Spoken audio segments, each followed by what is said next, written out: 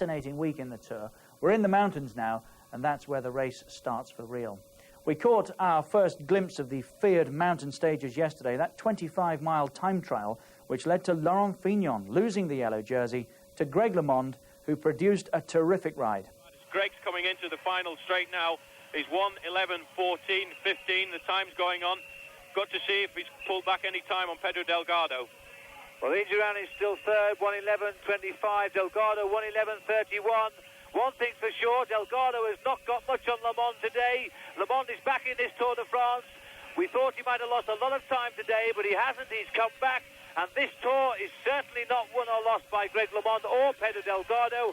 1:11:39 for fifth place. That is a marvellous ride. Well, that ride good enough to give LeMond the yellow jersey from Fignon, who disappointed again in a time trial. He's 40 seconds adrift now. Charlie Motti's third, Delgado fourth, but he didn't claw back as much time as he would have liked. Marinho Lajareta from the Spanish Caj team moved up to fifth. Stephen Rooks, Sean Kelly's PDM team leader, is sixth now after winning that stage, and Rooks won it by some margin too, 24 seconds from Lajareta. His PDM teammate, Gert Jan Teunissen, did his chances of winning the King of the Mountains jersey no harm at all. He increased his lead over Robert Miller, but he hurt in doing it, confirmation that there are no easy rides in the Tour. And that's the current position in that King of the Mountains chase. Teunissen with a 66-point cushion now. That could all change dramatically and quickly when you consider that there's something like 25 points on offer for winning a first category climb. And there's a few of those to come over the next 4 or 5 days as well. Robert Miller stated his intention, of course, of chasing the polka dot jersey. Actions speak louder than words, and the little Scot reminded us just what a good mountain climber he is when he won a stage at the top of the Super Bagnières on Tuesday. The Delgado goes for the gears, he slips it up one. Miller comes a long way round on his shoulder. Robert Miller is going to go, and Miller's got it. Robert Miller is going to win the stage. He's chosen it spot on schedule. Delgado has nothing left in those legs. Robert Miller has died twice. He's come back, and he's won the stage on top of the mountain. Absolutely wonderful for Robert Miller. Well, Robert, looking back on the stage like that, what kind of a memory does it bring back? It looks like I was suffering as much as I could feel I was suffering. It's pretty emotional to watch it. Was it really that hard? Yeah, it was. I don't think I've suffered that much for a long time. Well, Robert, the Quarter-Rated Super Bagnières stage of the Tour de France will be remembered for a long time. 4 major climbs, and you went over the top of each one in first place. Was it a premeditated plan to attempt such a ride? I wanted to get maximum points that day for the mountain competition, so if it was away on my own or in a little group, it was the same. The main objective was to get like maximum points that day, so it was really pre-planned. Yeah. But it was really a long way to go. Well, it's only 130 kilometers. It's not that long. Maybe 4 mountains seems like a long way away, but it's not that long when there's not a lot of distance in between the hills, so it's okay. Well, once you were over the Col du Tourmalet, you were joined by Pedro Delgado on the Col d'Aspin. Did you think then that it was a bad move, because theoretically the whole bunch then should start to chase Delgado and Motte as possible future winners of the Tour? Already they were chasing a little bit because I was with Motte, and when Delgado came, it was like reinforcements, so it was all the better because he was very strong. Well, at the start of the climb of Super Bagnières, the 3 of you were still together. Did you have any plan formulated in your mind of how you were going to try and win the stage? Try and beat the other 2. It was basically that, and hope that Delgado wasn't too strong for us.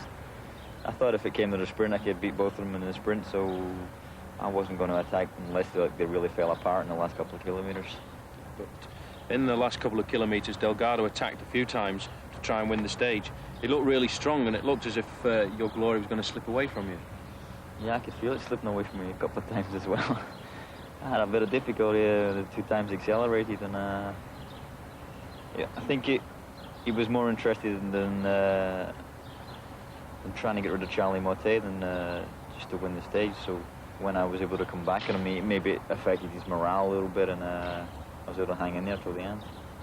Well, when you crossed the line there, Robert, that was the 3rd stage of the Tour de France that you've won, and each time in the Pyrenees. Why have you got such an affinity for the Pyrenees climbs? I don't know, maybe because the first time I won in the Pyrenees, and like every year I come back, I always feel good. So I try and do my best on those days.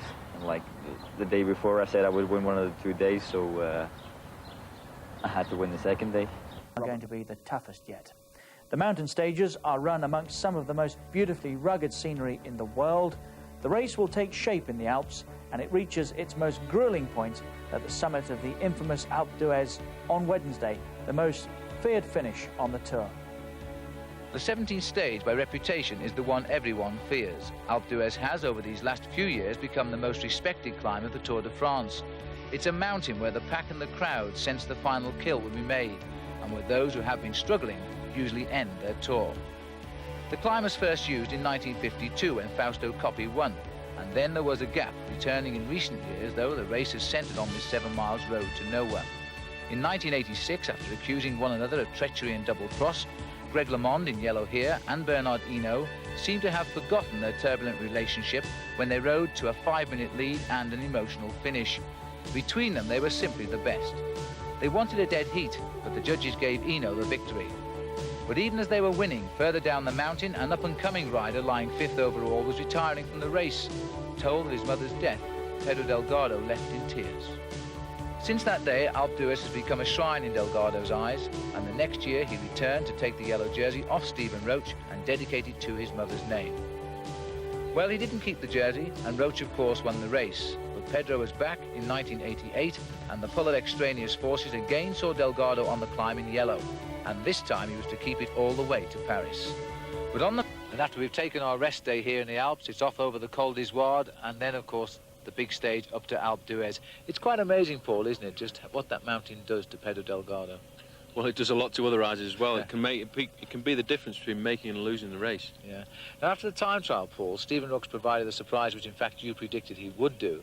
But Delgado, I don't feel, gained as much time as he would have wanted. Well, I'm surprised at the time that Delgado did take. I thought he'd have put a lot of time into Greg LeMond. Greg is really turning out to be the revelation of this race. I know he's been a star in the past, but he's come back from so far, that really don't know where he can stop. You see, when he came to this tour, Greg LeMond, he did actually say, I'm going to take every day as it comes. I hope to wear the leader's yellow jersey early on. After that, I'm afraid of Delgado, I'm afraid of Fignon.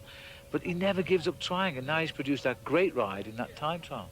Well, that was a fantastic ride. I mean, that was really what Greg hasn't done for a long time. He hasn't ridden well in the hills. His time trialling ability now, if Delgado wants to win the Tour de France, he's got to go into that last time trial with 1.5 minutes lead over Greg LeMond.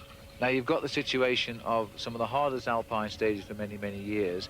This has been a tour fought out in seconds. Delgado has been coming back from all that deficit, but the other riders, Fignon and LeMond, have never been more than 40 seconds apart. I mean, can they actually beat Delgado?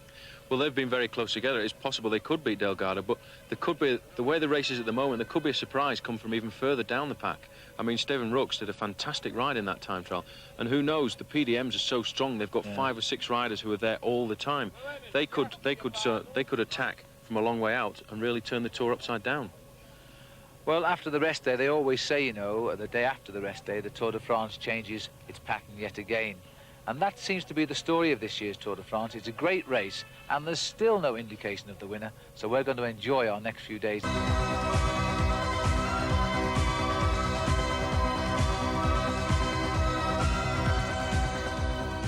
Day 3 in the Alps. We're 1,593 miles into this tour, and now this, some really serious mountain stages, and the killer today, the Col du Galibier, 2,360 metres above sea level. Hello again. We're back in the saddle after that rest day. The riders will know it too by the end of today's stage. 109 miles of sheer hell. Phil Liggett is at the start in Gap. Nicely rested, Phil? Everybody's suitably rested, Richard, after a fine rest day at Orsières-Merlette, and we're now heading in for the final phase of this year's Tour de France, and what a great race it is. Pedro Delgado has said he has only one rival for victory in Paris, Greg LeMond. He's no longer counting Fignon or Motte, but of course he's still got to get ahead of them. Now, in the Alps here, he knows he must take the leader's yellow jersey, and he must go to Paris with a lead of at least 2 minutes. Otherwise, Greg LeMond certainly will fight back in that last time trial between Versailles and Paris. Now, there's another controversy going on here after the rest day, because Laurent Fignon said in the papers that he may no longer be in a position to win the Tour de France, but he is in a position to stop Greg LeMond winning it. And that we find a rather strange tale to tell between two professional cyclists. It's left no friendship between LeMond and Fignon. Delgado is calling this the semi-final today, and tomorrow we assume on his favourite Alpe d'Huez it will be the final. It's going to be a great day out today. We're now going to the Col du Galibier, the first battleground. Thanks, Phil, and we'll be there in a minute too. Quick check of the overall classification, and there was a change, remember, on Sunday. Greg LeMond is back in yellow after a terrific time trial. Laurent Fignon from the Super U team, 40 seconds adrift, as Phil was saying, out of it perhaps, and by his own admission that. Then it's the world number one, Charlie Motte, the Tour champion, Pedro Delgado, Marino Lajarreta, who dug in on Sunday as well, and Stephen Rooks, who's started his challenge. The stage today, 16, gap to Briançon, 174 kilometres, 109 miles. You can see that it's virtually all uphill, and there's a nasty little surprise at the finish too. The riders challenged again with a climb into Briançon, which doesn't show up too well on that profile, but you'll see what I mean a little later. Let's get straight over to the first climb today, the Col du Galibier, and already things are happening. Here's Phil. Well, we're looking now on the Col du Galibier at the first decision being made. Laurent Fignon in trouble now and being distanced by Greg LeMond and Pedro Delgado in a small group, which is leaving Fignon, Charlie Motte and Robert Miller behind. There's Robert Miller, there's Charlie Motte. The split has just happened. We're about 4 kilometres from the summit of the Col du Galibier, and it looks as though Laurent Fignon and Motte are in all sorts of trouble, and Delgado is striking his first blow towards the yellow jersey. So let me explain exactly now the situation today in the Tour de France. We had an attack after only 4 kilometres by 18 riders, the highest place of them, Bruno Cornier, over 18 minutes behind Greg LeMond this morning. That group, nobody chasing them, has taken a lead of 6 minutes, and that was the lead they had when they began the climb of the Col du Galibier today. Now, Pascal Richard, the Swiss champion, and Cornier has gone forward. They are leading a group of some 11 or 12 men. We are down the mountain at the moment because of the interest here. This is where Laurent Fignon surely is losing the Tour de France, and where Pedro Delgado and Greg LeMond are becoming the two men to beat. Well, Fignon now, he was really suffering back there. He's trying to get back into a rhythm now. What he'll try and do is limit his losses on this climb. And because of the descender that he is, we've got there Sean Kill in this group. Because of the descender that Laurent Fignon is, he may well be able to get back into contact with the leaders on the descent. But with the infernal heat that we've got here when we get up to the Izoard, I really think that Laurent Fignon is going to have a very hard day today. So Bruno Cornier comes to the top of the Col du Galibier, just slightly ahead of Pascal Richard. They're the two leaders on the road today, but of course we still await the arrival of the leaders of the Tour. This is the group then, that's the two leaders left, led here by Rudy Dornans, the 18 men who started the attack this morning. And as I say, Bruno Cornier, the highest place of the leading group, although Steve Bauer of Canada is in this group. He wears 31, he has two teammates up here.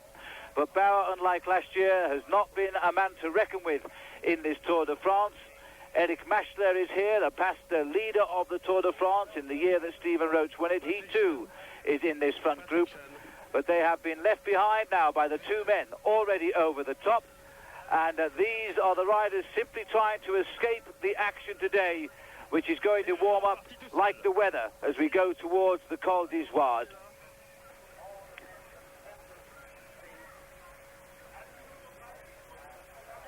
So over the top, Rudy Dornans takes third place from the small group, and we await now to see what's happening lower down the slopes. And now we can see Greg LeMond bringing up the main group of the men who matter in this Tour de France. He really has found wings now he's got that yellow jersey back, because we now know that Charlie Motte has dropped right out of this Tour de France on the Col du Galibier, even further back, in fact, than Laurent Fignon. We're being led here by Raoul Alcala. Motte is in second place. Third place is Pedro Delgado. Also here, Andy Hampson, Gert Ternisse, and Marino Lajarreta. What a group this is. Yes, Phil, and Robert Miller is just in there. You can't see him. He's out of shot at the moment. There is Robert Miller. He's jumped away from the Laurent Fignon group, and jump right across to this front group, trying to keep himself in contention for the King of the Mountains. But there are so many riders gone over the top so far that he must feel his King of the Mountains chances slipping through his fingers at the moment. Well, here we go, then over the top of the mountain. The clock says 0 because we're going to work out the seconds gap on Laurent Fignon and Charlie Motte rather than the leaders who are over the top and don't matter in this Tour de France, because there's Le Mans, comes over now. They're 5.5 minutes down on Bruno Cornier, already over the top, but that really doesn't matter now because Le Mans is over with Delgado. Miller has done something of a great ride to cross the large gap from Fignon to join that raiding party. But here is Laurent Fignon. He hasn't lost this Tour yet. He hasn't lost a lot of ground. Stephen Rooks is the rider on the far left. Sean Kelly is the rider in the green jersey. But the big news at the moment is that Charlie Motte, third overall this morning, he has dropped away from this group. 30 seconds exactly then. Kelly, Rooks and Laurent Fignon have gone over the top of the mountain behind Greg LeMond and Pedro Delgado. And so as the riders come over the top of the Col de Vars, the first casualty of the Tour de France today, certainly Charlie Motte. He's lost a lot of time. There's a fast descent for him now. He might recover a little bit, but then comes the climb of the Izoard, the mountain that has so often in the past shaped the Tour de France for riders like Eddy Merckx, Fausto Coppi and Lewis Mbombe. So the Izoard is next on the agenda. Delgado and LeMond now on the attack. Join us after... Between from lower down the general classement. As we go back now, they're on the big climb today over the Izoard. Fignon is back, and here he is taking a drink. He's rejoined the group containing Greg LeMond on the 10 miles descent of the Col de Var. He took many risks and he came back into the front group, which has in fact swelled to around 50 riders. These are the two leaders, still the same men who led over the top of the Var, Pascal Richard and Bruno Cornier, and the lead over the yellow jersey group of Greg LeMond is now 7 minutes and 14 seconds. They still do not affect this Tour de France. The action is still back there with the group LeMond. And we go back to the group here, and the rider in white in the middle of the screen is Charlie Motte. So the Frenchman, like Fignon, has come back into this group containing Greg LeMond. So the leaders have it all to do again now. That's Motte with the white cap on, who's coming up alongside LeMond. He's looking very frisky. He looks to me as though he's going to try and attack here. LeMond takes his wheel. Stephen Rooks is in third place. Raoul Alcala is to the left in the centre. And now we're back with Pascal Richard as he sees the summit of the Col d'Izoard. He knows now it's all downhill except for the last 2 kilometres of today's stage, because the finish line is on top of a very nasty little drag. 4.5 hours he's been going, and now Pascal Richard in the lead for all of the race today and alone for the long descent. So we've had Richard and Cornier over the top now as we watch Delgado go. Delgado's attack. He looked to be in trouble. He gave the impression to everybody, maybe even the riders, he was in trouble. And now he's accelerated to try and steal what he can. This is the way he rode the Pyrenees. Took a few seconds on the first day and then ripped away on the second day. Maybe he's going to try the same here with Alpe d'Huez tomorrow. But look at the reaction from Greg LeMond. Well, that's amazing. I don't think this is going to do Delgado's morale very good, because the man who reacted first there was the yellow jersey of Greg LeMond. He started to bridge the grab immediately, but coming up straight behind is Gert-Jan Tunis in that white jersey with the red spots. This isn't going to be very good for Delgado's morale, because I think he would have expected just to have ridden away here. Well, this is certainly going to frustrate Delgado, because he's taking on the rest of the Tour de France now. There is rumours of all sorts of teams getting together. The commissaires have warned that if they can prove any collusion amongst other riders, they will have them out of the Tour de France. And look at this now, because LeMond has blown. LeMond has done exactly, Paul, what he did on the Pyrenees to Super Bagnier. He reacted so quickly, and he hasn't recovered. Well, he reacted too nervously there. He jumped straight onto the wheel of Delgado and went into that little bit of oxygen debt. Whether he can recover himself a little bit, I'm not sure. It's amazing to see Charlie Motte is straight in there as well. He seems to have recovered from the hard time he had in the time trial. Greg just in the back there, you can just see him fighting back, and he's just got back up to this group again. So what an amazing ride by Greg there to come back again. But he split the group. Fignon's gone out of the picture. Well, Motte's got on the back, and he seems to certainly have found his second wind. LeMond has recovered this time, so 4 men going clear. The big absentee, of course, is Laurent Fignon. and he could be losing his place overall now. Motte would move up one if this breakaway got any time at all, but there's still reaction from the group behind, as the excitement here on top of the Col du Galibier coming mainly from the Spanish followers of this Tour de France, who stayed with it ever since Pedro Delgado made such a bad start. There's the Basque flags flying. They see Delgado again now, trying to push home the advantage on his favourite terrain, but he's being put to extreme difficulty to do this. He's setting all the pace. Ternisa, this man who's recovered so well in this Tour de France, follows him. Then Charlie Motte and Le Monde. Well, Paul, what can you say about him? He's back in the action again. Well, Greg really is doing the ride here. He's got no teammates, nobody to help him, but he's ridden a very intelligent race today. He's let this breakaway dominate the race, and now he's matching every move that Pedro Delgado is making. Delgado's not got very many chances left in this Tour de France if he wants to win, and Greg is doing the ride of his life again here today. He's keeping in contact with Delgado, and if Delgado can't get rid of Greg today, it's touch and go now. It's going to look as if Greg might well take that yellow jersey back up to Paris. The unthinkable may be happening. Greg LeMond has become stronger and more confident every day of this Tour de France. If he gets over the top of this, and he's going to now, with Pedro Delgado, he's going to believe in himself again. And LeMond has gritted his teeth and hung on. Delgado goes over the top, but it really has gained nothing at all. Pedro Delgado has got nothing out of the Tour de France today. He's got to now take the whole of the race to Alpe d'Huez tomorrow, because we now begin the long descent down to the bottom and a short 2-kilometre time up to the finish. And the man who's gone missing, only Laurent Fignon, and quite frankly, we expected that. We're going back now to Pascal Richard on his way down by some 5 minutes ahead of those four riders, heading towards the finish in Briançon. Pascal Richard certainly deserves the win, because he's been out in front since the 4th kilometre. He's got rid of everybody in the group he was with. He's now riding it alone. He was the rider who started the move on the stage that Robert Miller won in the Pyrenees, but then he didn't have the legs to go with Miller and Motte over the tops of those four mountains, and he fell back.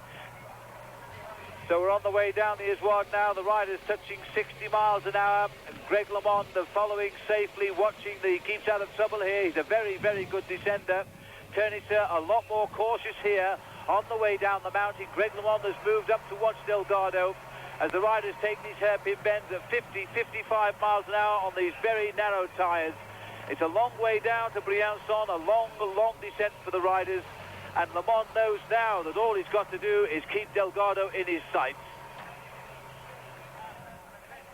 And there's Laurent Fignon going down. He's trying to come back, and again, Paul, he's using his skill to come back up on the descent.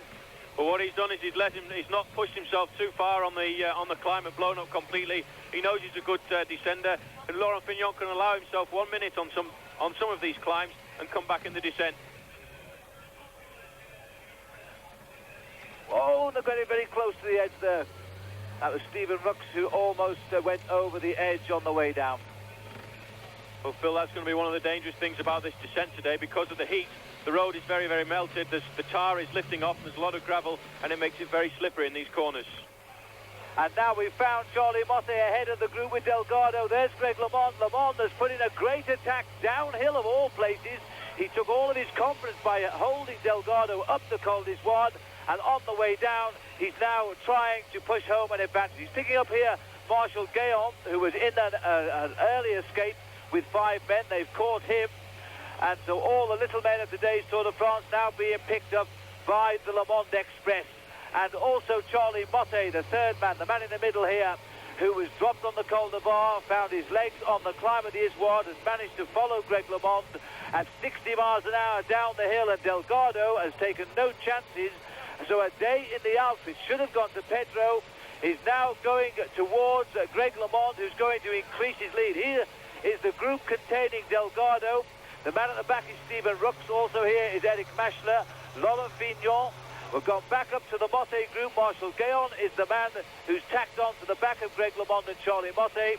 They're about 5 kilometres from the finish. There's a real chance now that LeMond can actually gain quite a lot of time, Paul. Well, there is, Phil, because if you go back, we're just coming back to Pascal Richard, who's taking these corners really well. We go back to a couple of years ago when Stephen Roach won the Tour de France. he actually robbed back a lot of time on a descent like this from Pedro Delgado. It's not going to do Delgado's morale very much good at all, this. The fact that he expected to get rid of Le Monde today, and what's happened is Le Monde has gone away in front of him. Here it comes, Pascal Richard, his escort of the motorcycles who followed him over the mountains today. And this has been a memorable victory. You don't get an easy winner on the over the Col du Galibier at Briançon. He's following in the footsteps of all the famous men who've ever ridden this Tour de France, and a worthy winner. In the front for 174 kilometres, Pascal Richard, I'm sure, never dreamt he was going to be in the lead at the finish. The hot sun burning down over Briançon. Richard crosses the line. He won't affect the overall classification of the Tour de France at all, but he'll savour the victory, and why not? The champion of Switzerland, where mountains abound, is the winner of the stage today.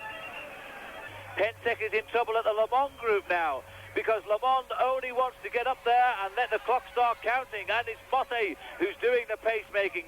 Charlie Motte, who has dropped, and it looks, Paul, as though there's a group behind, which may be Delgado coming back. It looks as if the group's going to catch this Le Mans group here, and what a surprise, because I don't think very many of the riders knew how severe this climb was at the finish today. I certainly didn't until we came up it this morning, and there looks like Laurent Fignon's in trouble. Fignon's come off the back here, and I would think Delgado's gone away, and I think just before the finish he's going to get back there at the red kite. He's going to catch Greg LeMond back again. The crowd narrowing the roads here as we watch them come through this cat and mouse race. Charlie Motte setting the pace. Greg LeMond now surely looking like a winner of the Tour de France. Laurent Fignon also riding well, and I'm wondering, Paul, if in fact he's managed to get clear of Delgado. Difficult to say, Phil, because now with three cameras they're switching from one to the other, but I would think if we look down the road there we'll probably see Delgado, and there he is with Stephen Rooks on his wheel. So Fignon has lost ground, and Delgado with Stephen Rooks is heading up towards Greg LeMond and Charlie Motte. But Delgado must feel terrible now on his favourite hills. He's lost ground. He'll have to go really well on Alpe d'Huez. He need, in fact, to win on Alpe d'Huez tomorrow, I think, by at least 4 minutes over Greg LeMond. And the way LeMond has ridden today, he will go to bed tonight asking himself if that is indeed possible. Laurent Fignon, he's used all the experience of the great rider he is. He's gone steady on the ascents. He's gone quickly on the descents to stay in touch with the leaders. He should conserve his second place overall, but it will be close by the time they come up to the line. Look at this battle now, as LeMond here has been joined by Delgado, Rooks and Ternisseur. So that dramatic drop down the Izoard has come to nothing. Delgado has come back yet again on the way up. This little hill before the finish has been more significant today in the Tour de France than the great dizzy heights of the Col de Vars and the Col d'Izoard. And that is Laurent Fignon that we keep catching a glimpse of. He's still behind this group as far as we can assess as we watch on the right. Marshal Guéant reach for the gear lever. He might try to spring clear as Greg LeMond just puts his head down and goes. Delgado's got his wheel now, though, and Delgado won't let that wheel go out of his sight again today. And Motte is in third place, having to fight here as LeMond still tries to crack this group. There is Laurent Fignon, and Fignon is going to get back in this race. Can you believe this now? The Tour de France has at one stage split the leaders all over the mountains. Then they come back together, and now Motte is going to finish up there and take just third place from Guéant, LeMond, Ternisseur, Delgado, Rooks, and then the clock counts a few seconds deficit for Laurent Fignon, who is going to hold on to his second place overall despite all of that. And you know, I don't think there'll be a change at all in the classification tonight, and I find that absolutely unbelievable. And what a stage. That's how it finished. Pascal Richard, Cornelier, Motte, LeMond, who's beginning to look the favourite now, Marshal Guéant, and sixth Delgado. Robert Miller came in more than 6 minutes down on Richard today. Andy Hampston's tour is over. He came in 7.5 minutes down. Sean Kelly a further minute back, but Kelly hangs on to his three jerseys, the green, the red and the combined. Greg LeMond, though, fast emerging as the star of this year's tour. He was supposed to be buried by Delgado today, and it didn't happen. I don't know, I guess I feel okay, but he was going at a very good pace. But I felt very good today, but I had to put out a lot to stay with him. But he was not. Problem is I was controlling several other people too, and you know, there's little accelerations, even though it doesn't look like much, it takes a lot out of you. And Delgado has the advantage of being able to have his team pace him, and then he set back, and then he had one very good attack. He's very strong. Greg, what about the PDMs tomorrow? Because again today, they haven't done a great deal in the race. Are you worried about them for tomorrow on Alpe d'Huez? Well, they were supposed to do something today, and I'm still worried for them tomorrow. I'm worried about everybody. I'm afraid of everybody, and I'm going to watch everybody, but I'm going to watch mainly Delgado from now on. How do you think Delgado's morale must be tonight? Because you stayed with him on the climb and you got rid of him on the descent. Oh, I think he's the type that's not going to give up easily, that's for sure. But I think, you know, I'm proving that I'm capable, and I'm one of the strongest of the Tour de France, and I'm happy to be where I am. Will you be a lot happier tomorrow night at Alpe d'Huez? Definitely, especially if I have this. But even still, now I have, I don't know how much time I took on Fignon, but... about 20 seconds. 20 seconds. Now it gives me a minute, but the main thing is now I can really let some other riders go, and hopefully somebody else will control the race. The main thing is if I come out of the Alpe d'Huez equal somebody, or not far behind or a little ahead, I'm going to have a very good chance. The overall classification, Le Monde took a few more seconds off Fignon today. Motte stays third after looking as though he was struggling at one stage. Delgado's fourth and facing a real battle now. And that gap between him and Le Monde, incidentally, the total of the time that he lost on the first day. Fifth, it's Rooks, and sixth, Turnissa. And that's it tonight. You must join us.